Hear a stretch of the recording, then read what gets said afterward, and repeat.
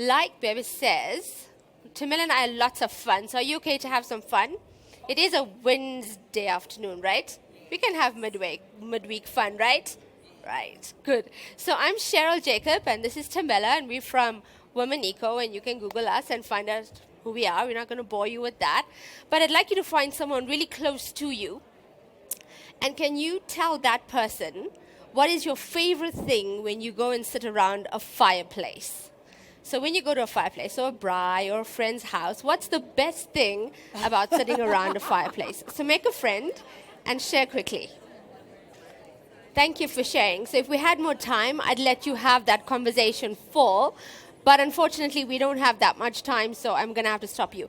Anybody wants to shout out a response? What's your favorite thing about a fireplace? Oh. I like you. Anyone else?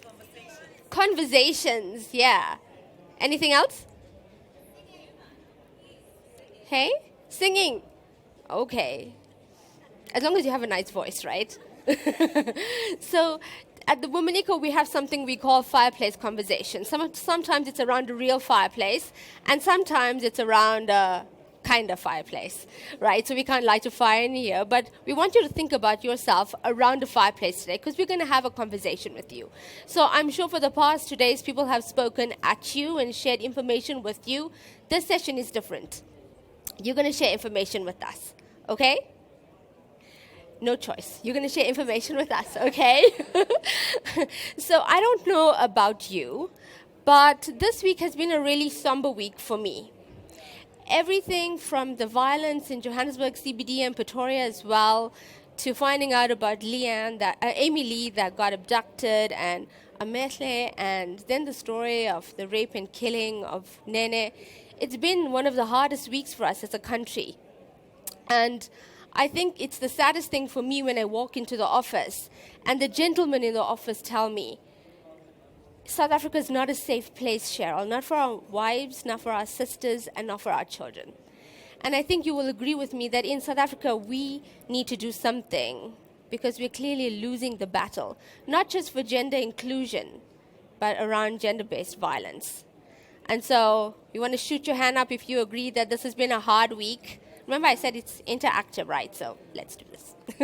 So I think it's a hard week. And I think one of the things we realize as Womaniko is that something has to change. We can't, like Einstein says, do the same thing in the same way and expect a different result. Something's got to give. And so one of the ways in which we do that is to have fireplace conversations. And like Bebe likes statistics, let me share some. So the stats tell us that the majority of the population are women. But the majority of executive positions in workplaces are held by men. That even though we have a number of graduates which are higher, are women coming out of universities and colleges, we still have majority men sitting in executive positions. And so what does this actually tell us? It tells us that decisions for the majority of the population are made by men, and not actually the women who represent the majority of women. And for us, that is a stark data to take in. At Womaniko, we know that stats are great and it tells a story, but the real stories are the faces behind the stats. And so we wanted to go and find out what are the stories, who are the people, who are the real ladies behind these stats, and what do they have to tell us. And so we started out having very general conversations with women, and it started to become one-on-one conversations with women, and then we started to document those stories into a book we call There Is More to Us, where women shared their stories of what exclusion is for them and discrimination is for them. And Thembela is going to share with you what the themes were that emerged from the book. Okay. Before I share, I must say this chair is moving around with me. I always tell people that I come from Kaiskamahoek, so it's a rural area, so we don't have moving chairs. So I hope I will not fall. But basically, when we talked to the 20 women that we spoke to, there are 3 key themes that came from the stories that they told us. The first theme was the issue of safety. Women were actually saying we do not feel safe when we come into our workplaces. And I was thinking about this morning. I was actually thinking that, when you talk about safety at work, it may seem like a cliche, but for women it is actually something that is so real. And they were saying they do not feel safe to speak up. They do not feel safe even when they do not speak up, when they are silent. They actually do not feel safe to walk through the corridors of their workplaces because they do not know whom they are going to find when they turn the other side of the corner. They do not feel safe to go into closed-door offices because they're actually not sure what is going to happen by the time they leave that office, whether they are going to be the same person they were when they entered that office. And the sad thing about it is that they were also saying, even when they report or when they think about reporting what happens in the workplaces, they don't feel safe to actually report because who's going to take them seriously? The second theme was the issue of discrimination. Women were actually saying to us, every day they are suffering struggles of discrimination. They're discriminated against on the basis of gender. And again, it is not enough that I'm a woman, but also it depends on whether I'm white or I'm black or I'm gray or yellow, I don't know. Then we also heard from the young women who are actually saying, it feels like when we go into the workplaces, it's like these people never thought that we were going to come.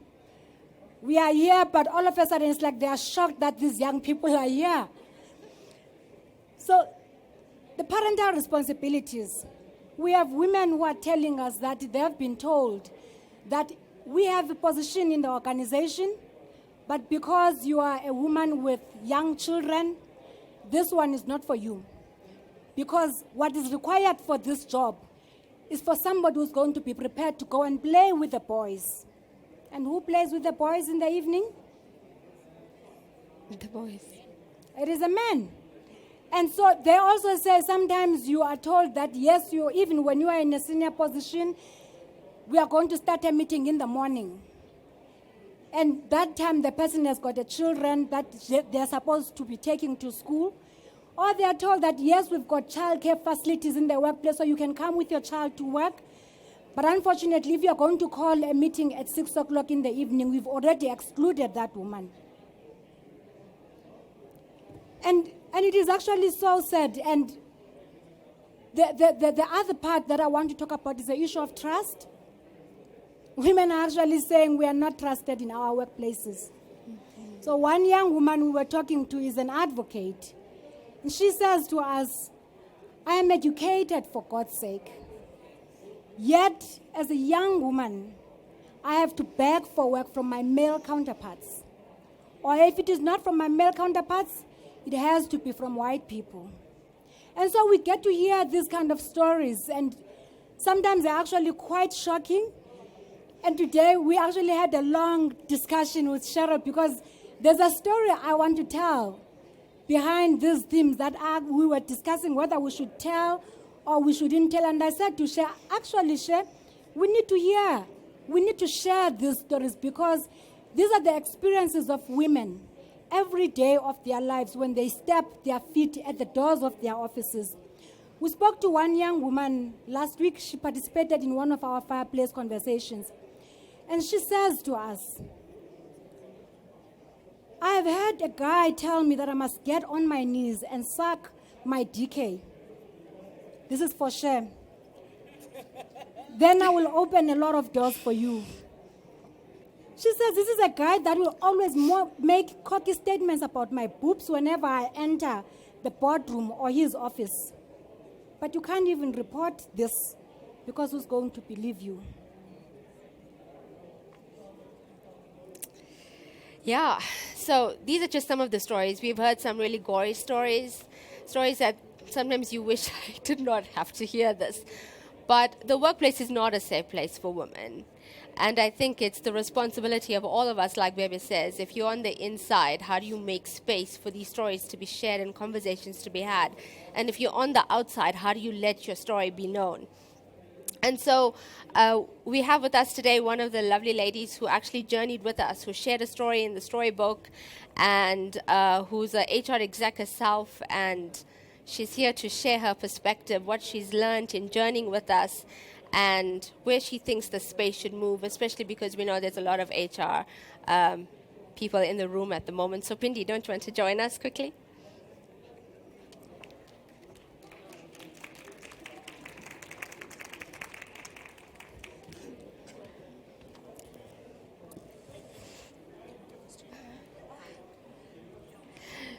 So this is Pindi. Oh, that I think I have. Think there's no. You're not from Kastamok? She says I'm not from Kastamok. So we have a slide missing, which is whole of Pindi's profile, but she'll tell you about herself. So Pindi, you joined us through this journey, and we know that you've listened to the stories from women yourself, being around the fireplace with us. And so, what has been your big takeaways? What is it that you have learned in this journey, and what is it you'd like to share with the ladies in the room and the gentlemen? Good afternoon, everybody. I hope I'm audible enough. Okay, so my name is Pindi Wegida. I'm an HR professional. I've been doing HR for 23 years now. Yeah, I know I look young. But I've been working for that long. And I've spent that 23 years in the corporate space until, I think, last year. So when they've invited me to these conversations, and they interviewed me for the book, I went in with an approach or attitude that said, these women things and women talks are overdone. We've been talking about women, women's rights, and women's whatever all the time. Aren't we going to get to a point where we feel that, we're comfortable, we're looking after women and all that? And I went into those conversations, and I heard a lot from these women, like a lot. And in some of these conversations, I'd be the only HR person in the room, which was a bit daunting. And the reason I went with these things are overdone is, and I always said to them that I don't go to work as a woman, right? I am first and foremost Pindi Wegida. I am first and foremost an individual that goes to work. Then my gender becomes an issue. Then all these other qualifications I have. But first and foremost, I am myself, I am this individual. And therefore I approach work and anything else that happens at work as me, right? But I think being part of these conversations kind of opened my eyes to say, as an HR person, and there's probably a whole lot of us HR people that approach women issues like that. Hence, we have not seen the kind of progress we hope we could have seen by now around women issues, because that's the attitude and that's the approach, okay? What I've heard from these conversations is people are not interested in talking to HR because HR is not accessible, because HR doesn't care, because HR, all sorts of things. HR hides behind the policies. HR does all these, I come with my problem and I'll tell you the policy says X, Y, Z. Or you come and say, I've got this challenge, send me an email, I'll respond to that email, blah, blah, blah, fish paste, right? And I think the penny dropped for me in the last conversation we had. Someone said, and again, I was the only HR person, someone said, no, don't tell me about HR, I don't even want to talk about them. Those are cold-blooded animals. And I had to say, ouch. But actually, I think I got to understand the sense why people feeling like that. Because as an HR person, I've also had the privilege of being a recipient of HR services. So I've been in a shared services environment where I get HR business partnering from the business partnering unit. And obviously, as an employee of an organization, I also experience the HR service, okay? It doesn't look great. It doesn't look good, especially if we keep talking about these statistics about women. And we have, if you looked at HR actually, if you looked at the demographics within HR, you can look at this room. It's 80% women. So what is it that we're not getting right in HR, in making sure that the agenda for women in the workplace is accelerated? Yes. Thank you. I think that might have shared some nice perspective for you, both from being a woman and then being an HR person in the workplace. And so what we'd like to do is just open the floor at the moment. If you want to share something, if you have your own story, if you want to share small? Oh, if you want to share something, if you want to ask Bindi a question, please feel free. Now is the moment for you to do that.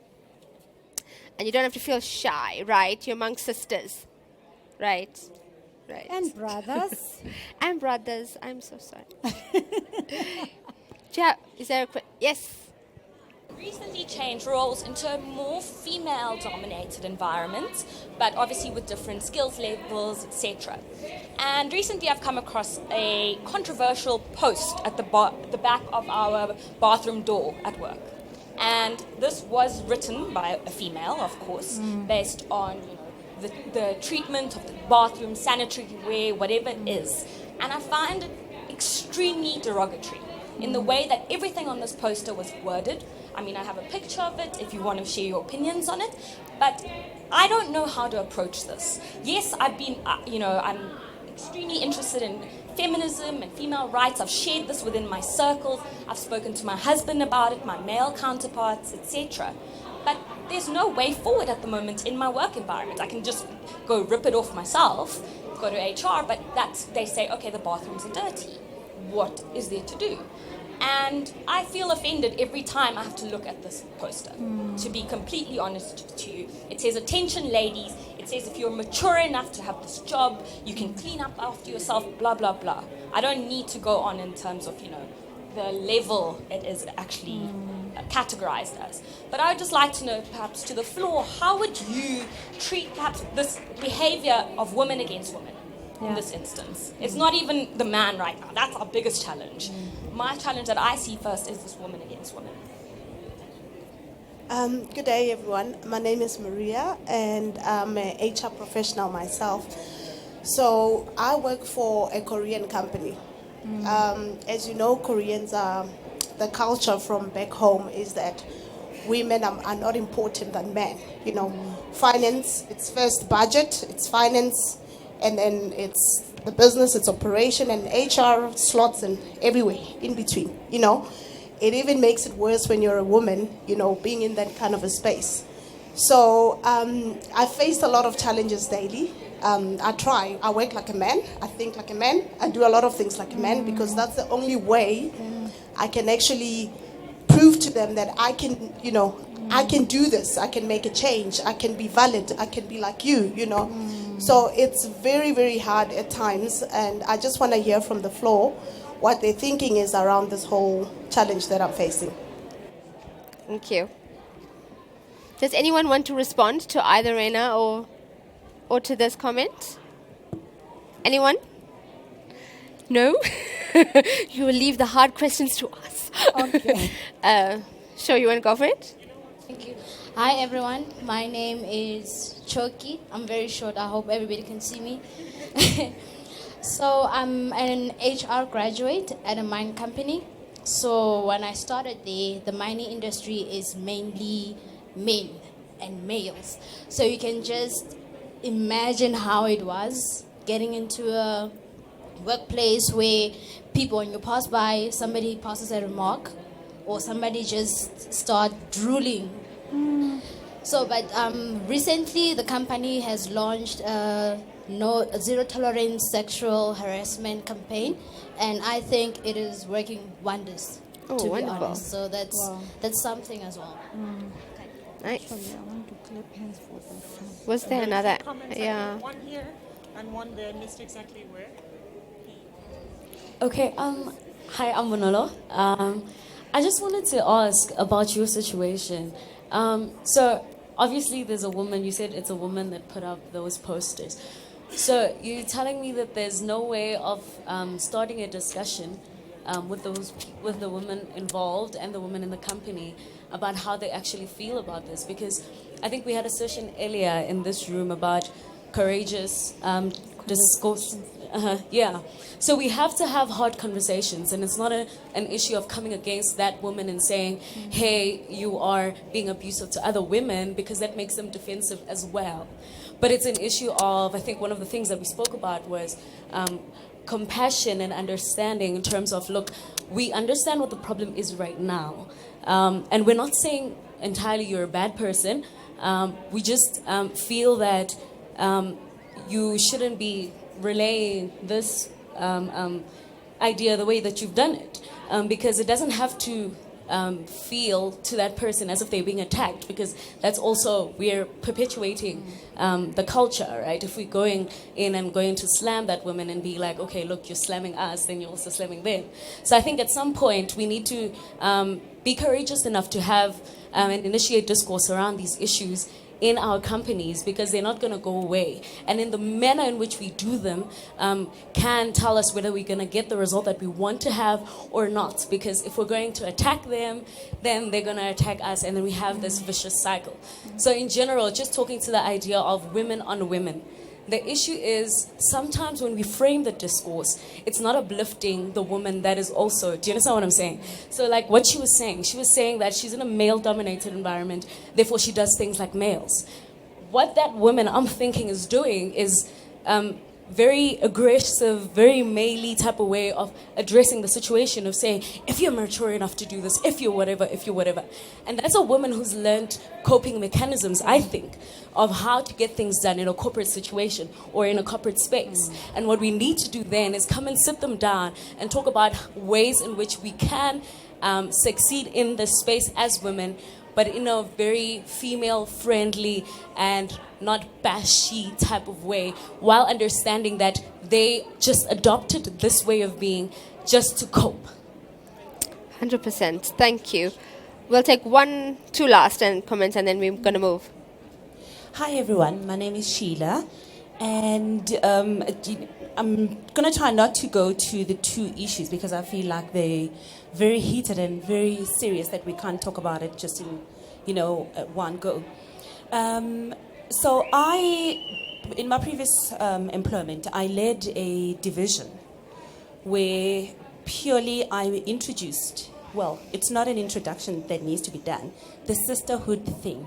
That we need a lot of, because we are the majority, if we take care of each other as women, understanding that first you are you as a human being, and everything else that comes with a female, And I'm just wondering, now in a space where I'm running my own business in consulting, and so it's sales management consulting and coaching. And coaching has come up as something that I feel it's so valuable that HR people should actually go into it.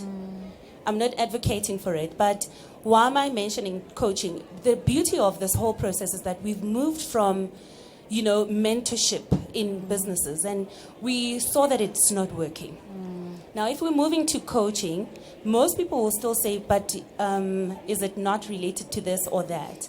So I think maybe that could be an option where most companies should actually start introducing that. Because if we have to, personally, I feel like we should be rewriting the legislation around the HR, because it took out the human in the human resources. Yeah. Hi everyone, my name is Ravanya. I'm from an organization I've only been at this organization. I started there as a graduate, and it's been 5 years since. I think in my space I am very fortunate to be part of an organization with 60% black female, and we're a leading FMCG in the snacks industry, but our South African leadership team is 60% black female. But I think what we've been taught there is not to apologize for being women. Because I think what we always do is I'm this and then I'm a woman, or I'm this and then I am a woman and I'm damn proud of it. And I think all of us need to gain that confidence, because I grew up being this tomboy. I used to race quad bikes, and I could have just followed the path and been like, you know what, I'm going to just play rugby with the boys, I'm going to talk shop, I'm going to do whatever it is. But I have to be proud of being a woman first before anything that I am in any organization. And I think that's the first start. And then you drive it. The next part, I think, is to my friend at the back there around the derogatory poster. Call out bad behavior and don't ever apologize for it, no matter how harsh it seems, because I think we tend to sugarcoat too much in our industry. And because we are already feared as an HR organization, or we are there for hiring and firing, we need to educate, and you start by calling out bad behavior. And then I think just being proud of who you are and own it, completely own it, because the more confidence we lack in being a woman, we're never going to get anywhere. Okay. Right on. Can I just add maybe one thing? One of the things that, maybe to add on the point around coaching, one of the things that we try to encourage people around coaching is to just give feedback. Because to be honest, as women, we are socialized in a way that is always like be apologetic, So it becomes very difficult to just speak up by yourself. When I tell people about where I come from a rural area, a patriarchal family, like the men, the woman, the children and all that. So it becomes very difficult for us to just be able to say, I am not happy with this. So coaching helps in the sense that you are also given tools on how to give feedback in a way that is going to land, like properly, and so that you don't feel like you are being offensive. The other, maybe on your point, I don't remember your name. I think one of the unfortunate thing about working in male-dominated environments is that, honestly speaking, as women, we actually forget about who we are. We put aside the Thembela that shows up at home and wear a different mask. And I actually think we've been hearing women saying it is so difficult and so tiring to have to be putting on these defenses. Can we just be who we are at work the same way that we are when we are in other spaces? And I think the whole idea of running these conversations to actually empower ourselves as women to be able to say, how do I cope or how do I navigate a space that is male-dominated in a way that is not going to make me forget about who I am? Yeah. I think we can move. Oh, yes, go for it. Yeah. I thought I'll hear from the floor first what their thoughts are around this issue before I suggest what I think needs to be done. And I hear the views, but if we say to her, challenge it, talk about it, and, the one thing that we need to realize is we work in a system. So if the system is not conducive, or if the system doesn't allow you to challenge that post, you might go as an individual to the HR person. But if the system within the organization is such that even if you go, it's hard to move things, right? And my challenge to the HR community is the fact that we are in positions of power when it comes to these issues. The fact that we are HR, it means that we can influence, we can change things beyond just the policy. Because people would like to come to us. People want to come to us purely because we occupy the HR space. But then when we don't own it, then they'll stay away and not come. So I think as HR people, we know about Dave Ulrich's model that talks about the different roles that HR should be. Being a strategic partner, being a change agent, an employee champion, and an admin expert. And I think over the years we've done fairly okay. There's still room to improve. We've put a lot of emphasis on strategic partnering, right? You'll get to any organization, they'll have business partners. these days you'll get to most organizations, they'll have an admin hub, whether they call it a shared services or whatever they call it. So we're moving in those areas. Change agents or change management, we're still somewhere in early stages, but there's one space that I think as HR professionals, my opinion, my view, different organizations are different spaces within that, but I think we are failing our employees. We are not advocating for employees' rights or employees' issues, their well-being, not enough. Policies might be there, but if I have a problem that my child has got whatever condition, it's not a policy issue. I just need to be accommodated. Okay? I just need to be able to go to my HR and say, look, I've got challenge XYZ. My child has this condition and I need to take them to the doctor every so many times a week. It should be okay for me to go to my HR or to my land manager and be able to say, I have this. And know that HR is going to listen to me, but more importantly, HR is going to do something about it. So I think we really need to challenge ourselves in that employee advocacy space. Listen to people. They talk about coaching. That's still looking at an individual level. Okay? But if for whatever reason I can't come, we're in a position where we can change and influence the system itself. Okay, that's just the point I wanted to make, to say we need to bring in the human being in the human resources department and be human when we deal with people. Even in most of some of the processes we have, talent management and whatever, the best systems that I've seen succeed is where people or leaders have conversations with their talent pool. I don't just punch my data into a system called talent whatever, and it spits out some numbers or some profile about me, my learning, and where I fit in a 9-box, whatever. It really works when my HR or my boss sits me down and has a conversation with me that says, this is what we see in you, and this is how you fit in the organization, and this is how we want to grow you in the organization. This is the future we see for you in the organization. It should be the same in all other spaces of HR. We are out of time, right? We're so out of time, like completely out of time. But we're quickly gonna zoom through the rest of our slides. So Thembela, you wanna go? So I think the question for me is, why should we care about these issues? Like, why should companies care about these issues? I actually looked for a picture from the internet. It says, out of luck, duck. To be frank, companies that do not concern themselves about issues of women, companies that alienate women, are out of luck. That's all I can say.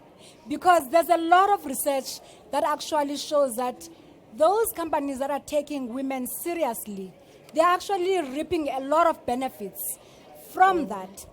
If you want a place that is happier than any other workplace, well, join Womaniko. You started by laughing and, having fun and everything. If you want more job satisfaction, you join a place that is being led by women. More engagement and dedication, increased productivity. Just on that one, on the increased productivity, I know Pindi has actually been challenging us and saying, yeah, guys, you need to listen. Companies are only concerned about the bottom line. And the truth is, if you are only concerned about the bottom line and you forget who's going to bring you the bottom line, hard luck. And I think I will just end it there, and maybe Cher can just close by suggesting some things that we need to be thinking about going forward. Yeah, so we're so sorry that we overshot time. But one of the things we wanted to land, I think a lot of you echoed back to us. One, that we need to have conversations in the workplace. And that HR plays such a critical role in being able to create those spaces that allow conversations to take place. Our neighbors are so noisy that you have to be intentional about creating those spaces. And sometimes it takes the lead of HR to be able to do that, to have the courage to be able to have the hard conversations, to hear the hard things, and then do something about it. And then to make sure that there's accountability systems in place. So at Womaniko, we've developed a whole lot of tools that help us to come to your workplace and help have these conversations. If you don't have the abilities, the tools, the resources to do it, we'd like for you to partner up with us. Let us know, and we can come to your workplace. One, we can train you to become a fireplace conversation host so that you learn how to do this. How do you have a conversation in the workplace that is, one, not confrontational, but really about collaborative spaces so that we can share and grow and learn. And two, how do we come up with standards and practices, mostly as women in the workplace, who say, we're here, this is what we need, and can we reframe and reimagine the workplace so that's inclusive not just for women, but for men too. Yeah. And so with that, we'd like to thank you for your ears for the past few minutes, for sharing your insights. We hope to have a longer conversation, but do join us. There's a sign-up sheet on the side. You can sign up if you'd like to become a host, if you'd like us to come to your offices. And we appreciate that all of you in the room have a seat at the table. And when you have a seat at the table, you have to use that seat well. And so our call to action is, use that seat and use it well to make the workplace a better place for everyone, especially for women. Thank you.